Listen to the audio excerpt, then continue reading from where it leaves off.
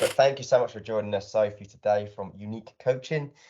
You literally wrote the book on contract recruitment, so we are delighted to talk with you today. And we've got a couple of questions we wanted to ask you. And I'll jump straight in with it. Actually, before I do you want to give a brief intro into you and your background, Sophie?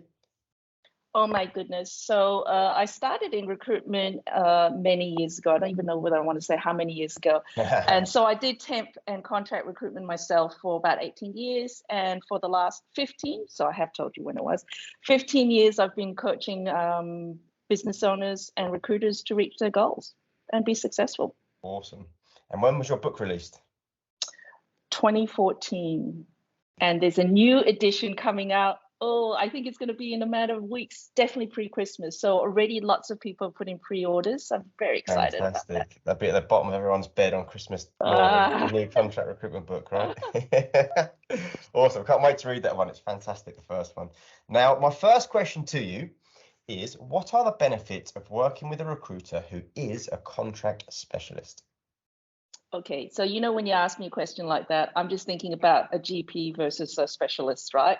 So you know how you can go to GP and they know a lot about, a little about many things, but specialists know a lot about something very specific. So I think the benefit of going to a contract specialist is that they know their market, they know their sector, they know their vertical, they already would have a pool of people.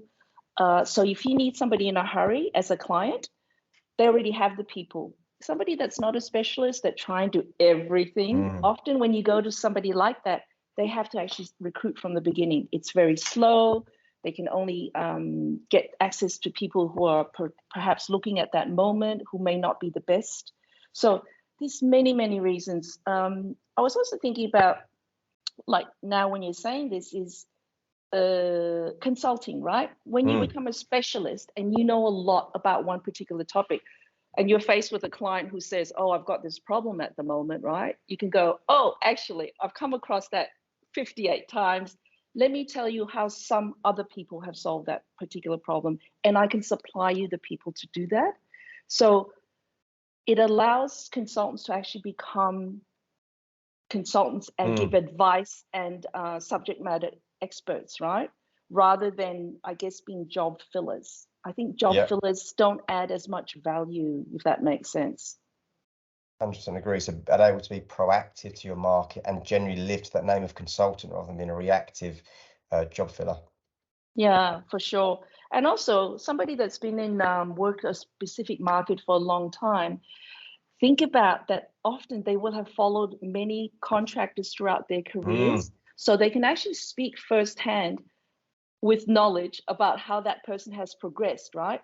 I mean, of course, they still have to do reference checks and so forth, but actually they have knowledge. In fact, some of those people may have worked for that particular consultant. So it is, firsthand, right? Yeah. I think that's very different to recruiting in general, because you have to rely on what people tell you. And let's face it, we know that people do embellish, right?